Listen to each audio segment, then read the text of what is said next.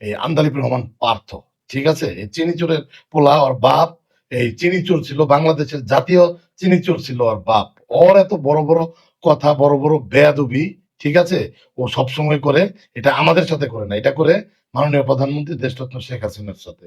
যদিও পারিবারিক ভাবে তারা আত্মীয় হয়, কিন্তু সে নেত্রীকে নিয়ে এমন বেয়াদবের মতো কথা বলে, নেত্রীর ঘোর শত্রু এমন ভাবে কথা বলবে না। শুধু নেত্রীকে নিয়ে নয়, নেত্রীর ছেলে সজীব ওয়াজেদ জয় ভাইকে নিয়ে, এবং নেত্রীর অন্যান্য যে ভাগ্নে ভাগ্নে ভাগ্নি এবং মেয়ে রয়েছে, তাদেরকে নিয়ে ওই আন্দালুব রহমান পার্থ অনেকবার বেয়াদবি করেছেন এবং বেয়াদবিমূলক কথাবার্তা বলেছেন।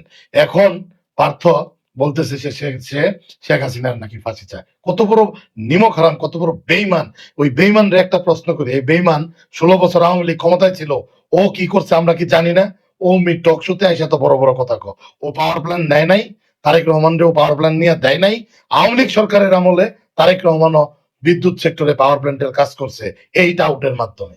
এই টাউট আন্দালি পার্থ, হ্যাঁ, চকচক করলেই শোনা হয় না, সাদা চেহারার আড়ালে আর ওই বাপের চিনি চুরি করা টাকা দিয়া বিদেশে যায় পইরাইছে, ঠিক আছে, ব্যারিস্টারি সার্টিফিকেট নিয়ে আইসা এখন টাই লাগায়া 16 বছর শেখ হাসিনা প্রধানমন্ত্রী আছিল, আর শ্বশুরের প্রভাব কাজে লাগায়া, শালা সম্বন্ধীর প্রভাব কাজে লাগায়া, আত্মীয়র কোটা দিয়া সকল সুযোগ সুবিধা সে নিবে, কিন্তু জায়গা মতো বাসটা দিয়ে দিবে। ওর কত বড় স্পর্ধা!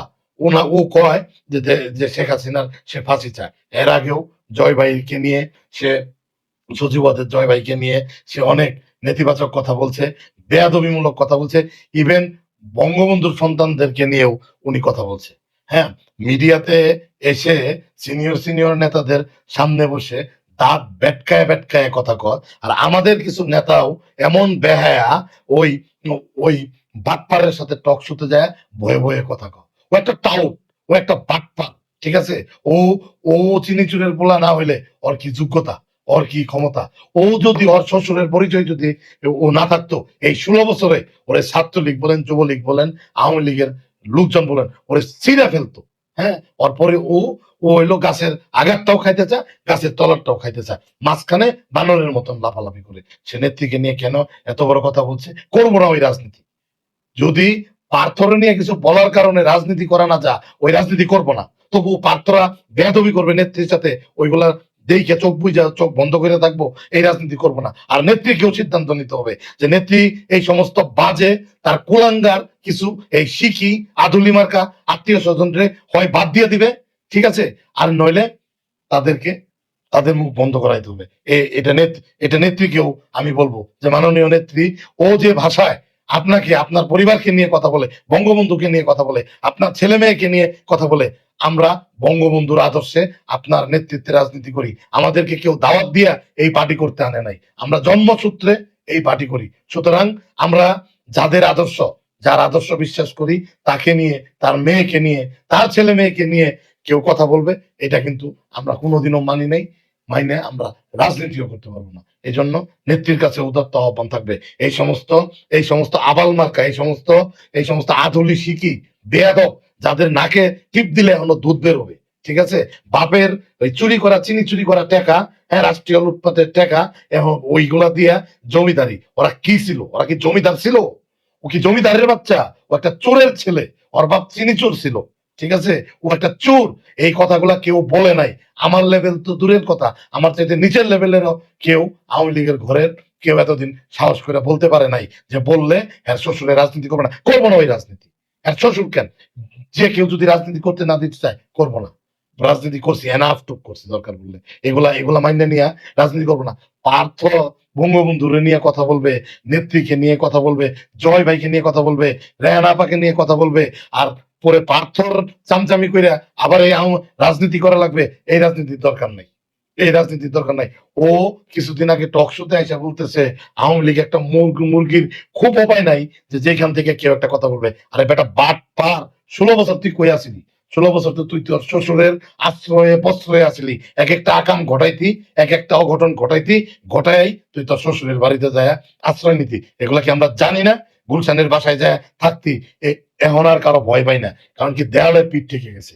দেওয়ালে পিঠ ঠেকে গেলে কাউকে, কারো ভিতরে ভয় আর কাজ করে না। ঠিক আছে, এই আন্দালিব রহমান পার্থ এই সমস্ত বাটপার কিছু আধুনিক শিখি আত্মীয় স্বজনদের কারণে আজকে আওয়ামী লীগের এই অবস্থা।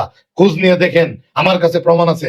এই আন্দালিব রহমান পার্থ এই 16 বছর বাংলাদেশের বিদ্যুৎ সেক্টরে ব্যবসা করেছে, বাংলাদেশের অ্যাডভার্টাইজ সেক্টরে ব্যবসা করেছে তারেক রহমানের সাথে পার্টনারশিপে, তার শ্বশুরের মাধ্যমে। সে বড় বড় কাজ নিছে, সে পাওয়ার প্ল্যান্ট নিছে, সে সৌর বিদ্যুৎ প্রকল্প নিয়েছে, বড় বড় ঠিকাদারি করেছে। এগুলা কোনোটাই তার নামে করে নাই। তারেক রহমান ফার্ম দিছে, তারেক রহমান আরও যৌথভাবে পার্টনার হয়ে এই কাজগুলা করছে। 16 বছর তুই খাইছ, বকাবকিও করছ, সংসদের দ্বারায় সে কিভাবে কথা, এগুলার লজ্জা নাই।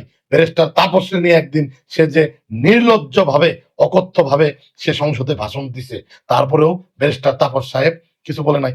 হয়তোবা ব্যারিস্টার তাপস সাহেবের গুলা সত্য, এই জন্য সে বলে নাই। কিন্তু ও সীমা লঙ্ঘন করেছে। ও জয় ভাইকে নিয়ে, সজীব ওয়াজেদ জয় ভাইকে নিয়ে যে ভাষায় মিডিয়াতে কথা বলে, বঙ্গবন্ধুকে নিয়ে সে যে ভাষায় কথা বলেছে, ঠিক আছে, সজীব ওয়াজেদ জয়কে নিয়ে যা তা বলেছে, এই ভিডিওগুলো দেখেন, তৃতীয় মাত্রার ভিডিওগুলো দেখেন, তারপর অন্যান্য চ্যানেলের ভিডিওগুলো দেখেন, সে কিভাবে কথা বলে। সাম্প্রতিক সময়ে সে বলতেছে সে শেখ হাসিনার পাশে চা, তোর 14 গোষ্ঠী করাপ্টেড। তুই শেখ হাসিনারে নিয়ে, আমাদের নেত্রীরে নিয়ে তুই উল্টাপাল্টা কথা বলস, তুই বঙ্গবন্ধুরে নিয়ে, জাতির জনকের নিয়ে তুই উল্টাপাল্টা কথা বলস, মুখ দিয়ে যা আসে যা ইচ্ছা তুই কথা বলস। তোকে কেউ কিছু বলে নাই, এতদিন চক্ষু লজ্জার ভয়ে বলে নাই যে অমুকের মেয়ের জামাই বললে ও নিজেদের কাঁধে আছে। এই এই এই সরল মনোভাব নিয়ে তোর কিছু বলে নাই। মানুষের সরলতা কিন্তু দুর্বলতা না। তোর মতন ব্রয়লার মুরগি ঠিক করতে কিন্তু 1 ঘন্টার বেশি সময় লাগবে না। ঠিক আছে, হ্যাঁ, তুই খালি অমুকের মেয়ের জামাই দেখা তোর কেউ কখনো কোনো কিছু বলে না। বলতে ক, হ্যাঁ, খালি তোর শ্বশুর বলবে, ঠিক আছে, যে না ঠিক আছে, পার্থর দায়িত্ব আমার নাই। তাহলে দেখ তুই পৃথিবীর কোন জায়গায় যায় ঠিক মতো দাঁড়াইতে পারস কিনা। হ্যাঁ, তুই কথায় কথায় তুই নেত্রীকে নিয়ে বাজে কথা বলস, এই দৃষ্টতা, হ্যাঁ, একদম জীব ছিঁড়ে ফেলা হবে নেত্রীকে নিয়ে কোনো উল্টাপাল্টা কথা বললে। ঠিক আছে, সহ্যের একটা সীমা আছে, সহ্যের একটা মাত্রা আছে। বঙ্গবন্ধু আমাদের আদর্শ, দেশরত্ন শেখ হাসিনা আমাদের নেতা। ঠিক আছে, হ্যাঁ, এগুলো চামচামি না, এগুলো আমরা চামচামি করার জন্য এগুলো বলছে। চামচামি করে আর কোনো কিছু পাওয়ার নাই। এমপি মন্ত্রী হইতে চাই না যে চামচামি কইরা কাছে যায় এই হইতে চাই। এগুলো আদর্শ, এগুলা আদর্শ কাজ করে আমাদের ভিতরে। ঠিক আছে, হ্যাঁ, আমরা তোর মতো ওই টাউটারি বাটপারি কইরা হইলো চলি না, টাউটারি বাটপারি কইরা জমিদারি স্টাইলে থাকতে চাই না। বঙ্গবন্ধুর আদর্শকে বিশ্বাস করি, শেখ হাসিনারে নেতা মানি। ঠিক আছে, এটাই আমাদের মূল মূল আদর্শ। হ্যাঁ, ঠিক আছে, বঙ্গবন্ধুর জাতির জনকের আদর্শ আমাদের মূল আদর্শ। সে দেশরত্ন শেখ হাসিনা আমাদের নেতা। তাদেরকে অপমান করে যেই কথা বলুক, সে যেই হোক, যেই কথা বলুক, কোনো ছাড় হবে না, কোনো ছাড় হবে না। ঠিক আছে, ওর ভাই আরেকটা বেয়াদব।